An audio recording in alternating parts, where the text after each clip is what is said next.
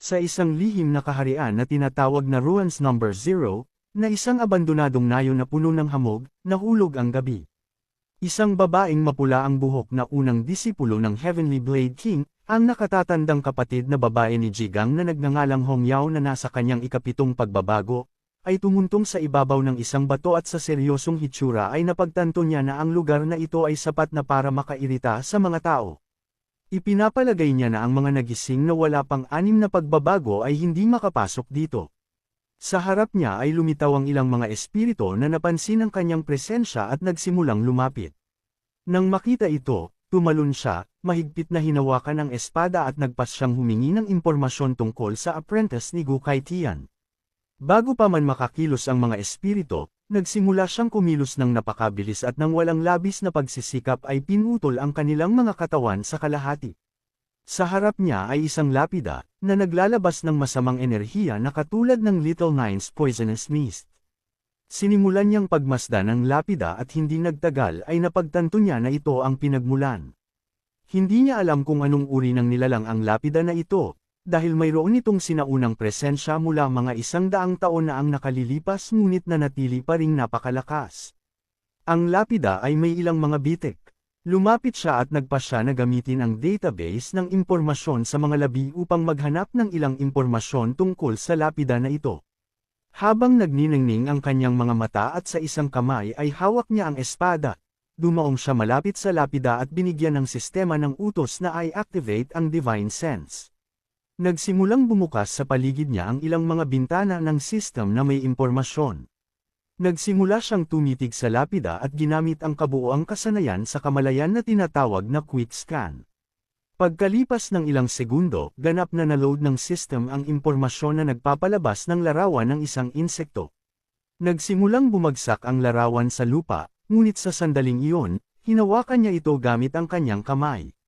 Nilapitan niya ang larawan, sinimulang tingnan ito at hindi niya maiwasang mabigla at magsimulang magpawis, dahil ang insektong ito ay pag-aari ng inang insekto na tinatawag na Nine Mesme Wings, isang sinaunang halimaw, isang kakaibang uri ng hayop na ipinanganak sa extremely lands ng Nine Abyss, na minsan ay nagdulot ng malaking sakuna na halos humantong sa katapusan ng mundo noong ika-4 na siglo. Sa kabutihang palad ngayon ng species na ito ay wala na. Ang buong katawan ng insektong ito ay purong itim na lilang kulay na may 9 na pakpak sa likod nito. Mayroon itong malakas na lason na maaaring mag-transform sa poisonous mist. Ang toxicity nito ay maaaring masira ang lahat sa mundo kabilang ang mga espiritu ng kaisipan at espasyo.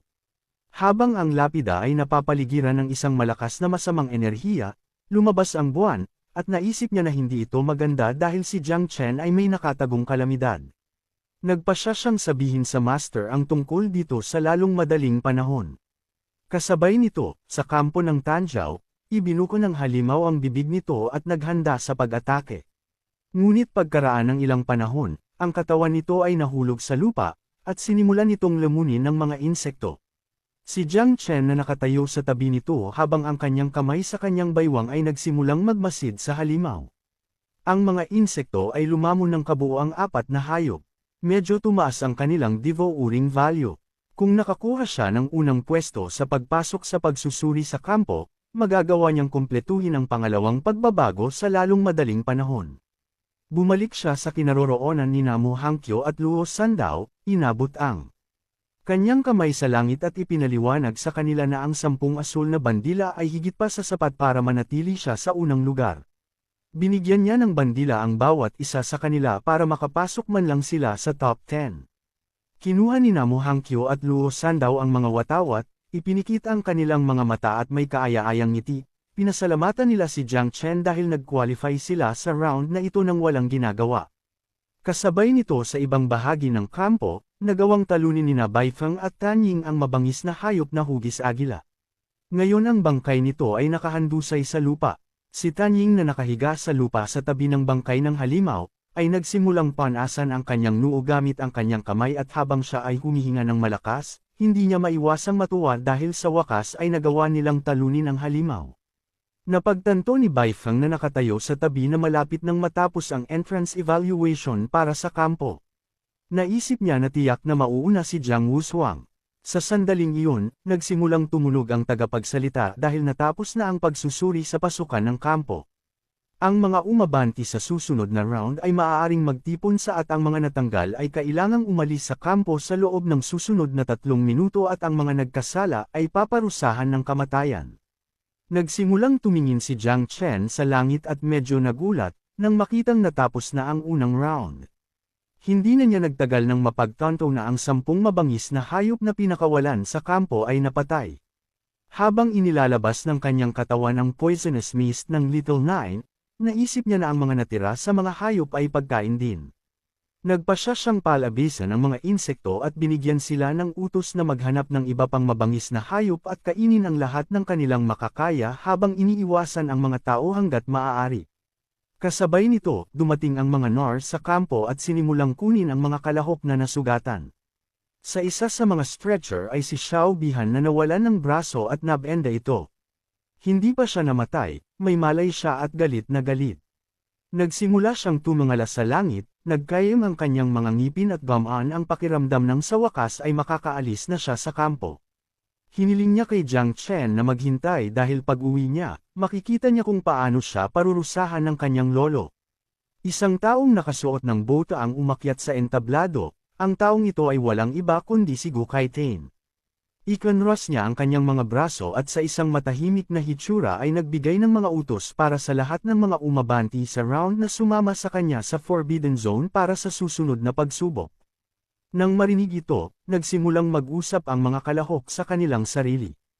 Hindi binanggit ni Gu Kaitin ang paggawa ng susunod na pagsubok sa Forbidden Zone. Ang 8 Great Forbidden Zones ng Huoxia. Ang bawat isa ay isang lugar na may likas na kayamanan, ngunit ang mga ito ay lubhang mapanganib na mga lugar. Bagamat ang ilan ay natatakot, alam ng iba na walang dapat ikatakot dahil mayroon silang Heavenly Blade King na gagabay sa kanila.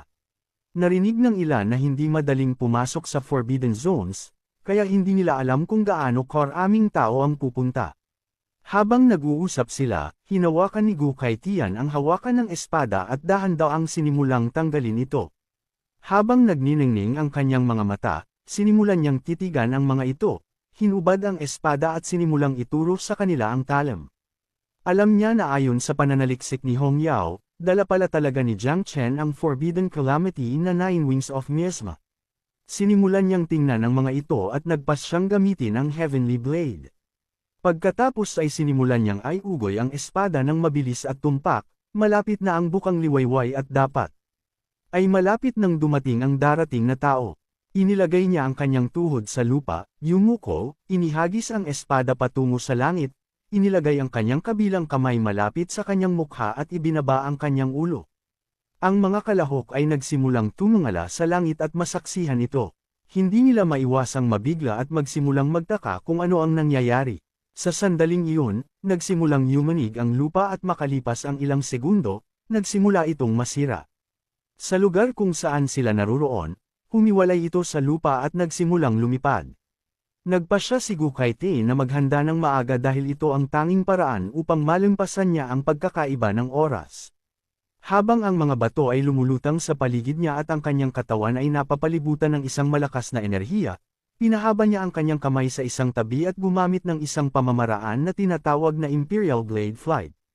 Sa paggawa nito, lumabas ang kanyang espada sa lupa at habang napapaligiran ito ng orange na aura, nagpasya siyang pumunta sa Jiangnan Yunming Marsh Forbidden Zone.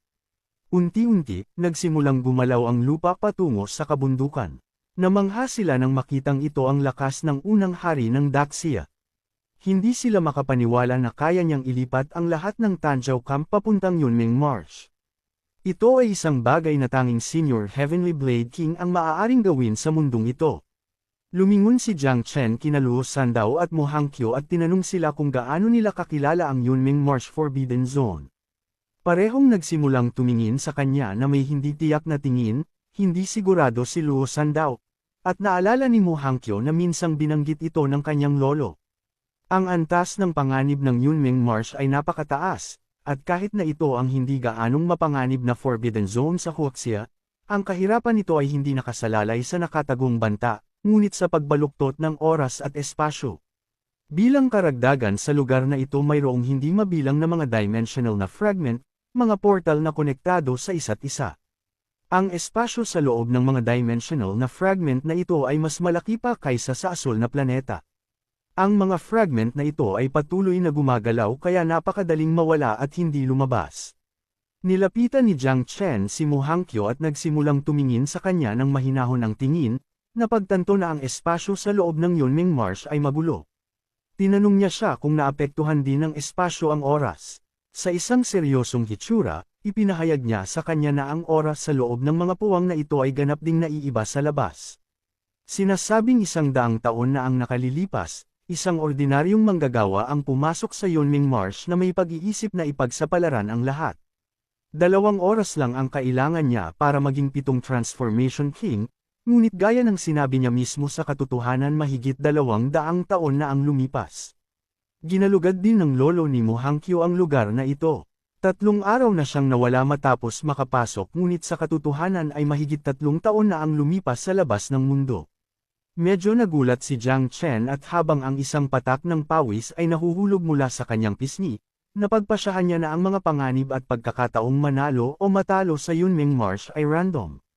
Sinimulan siyang tingnan ni Luo Sandow at hiniling niya sa kanya na huwag mag-alala dahil kung maglakas loob ang Heavenly Blade King na dalhin sila sa loob, makatitiyak silang alam na niya ang isang ligtas na ruta. Nagsimulang ngumiti si Jiang Chen at naisip na sana ay gaya ng sinasabi nito. Ito ay parang kahit na ang Yunming Marsh ay isang mapanganib na lugar, ito rin ay isang magandang lugar. Sa kakaibang dahilan, naramdaman niyang ginagawa ito ni Gu Kaitin dahil sa kanya. Habang ang langit ay puno ng bituin, ikinros ni Gu Kaitian ang kanyang mga braso. Ngayong natagpuan na ni Hong Yao ang kalamidad ng Nine Wings, malamang na malalaman din ni Xiao Zhengguo, at pagkatapos ay hindi maitatago ang lihim na ito. Inaasahan niyang makakuha ng sapat na oras sa Yunming Marsh para maghanap ng mga kakampi. Kinabukasan, maraming lalaki ang dumating sa lugar kung saan naroon ang kampo ng Tanjao ngunit ngayon ang natitira na lang ay isang malaking butas sa lupa. Tumayo sila sa ibabaw ng isang bato at nagsimulang obserbahan ang lugar, napagtanto na inalis ng Heavenly Blade King ang lahat ng Tanjao Camp na itinuturing na kampo ng pinakamahusay na paparating na henerasyon sa kanilang Jiangnan War Zone. Akala nila baka nagrebelde siya sa kanila. Hindi nila alam kung bakit hindi pa dumarating si Commander Duan. Sa sandaling iyon, may tumalon. Si Commander Duan na nasa likod ng kanyang mga braso, ay nagsimulang mabilis na lumipat patungo sa kanila at naisip na si Gu Kaitin ay isang matandang tanga. Hindi niya alam kung hinihiling niya sa kanya na ipaglaban ang kanyang buhay sa kanya. 2 minuto ang nakalipas, pinadalhan siya ni Gu Kaitin ng mensahe, na ipinaliwanag kay Duan na ang sitwasyon ay napakaapurahan. Kaya sa kadahilanang ito dinadala niya ang mga bata sa ipinagbabawal na lugar para sa isang pagsubok. Hiniling niya sa kanya na magpatuloy gaya ng dati dahil ipapalagay niya ang lahat ng kahihinatnan. Lumapit sa kanila si Duan at ipinaalam ng isa sa kanila sa iba na dumating na ang commander. Si Duan na nakatalikod ay nanatiling kalmado at naisip na si Gu Kaitin ay napakawalang ingat. Ngayon ay marami na siyang problema. Nataranta ang mga lalaki at ipinaliwanag ng isa sa kanila na huli na silang dumating. Natatakot siya na hindi na nila sila maaabot. Ibinunyag ng isa pang lalaki na naroon pa rin ang kanyang anak. Kung may nangyari sa kanya, hindi niya alam kung ano ang gagawin niya. Nagsimulang lumapit sa kanila si Duan, nagsimulang tumingin sa lupa at tumahimik. Dumaan siya sa pagitan nila, pinahaba ang kanyang kamay pabalik at hiniling sa kanila na huminto sa paggawa ng ingay. Ipinaliwanag na sinabi ni Gu Kaitin na pupunta sila para sa isang pagsusulit sa pagpili at babalik sa parehong araw upang walang dapat ipag-alala. Nang marinig ito, hindi napigilan ng 2 lalaki na magulat. Binuksan ni Duan ang kanyang mga mata at nagsimulang magpawis.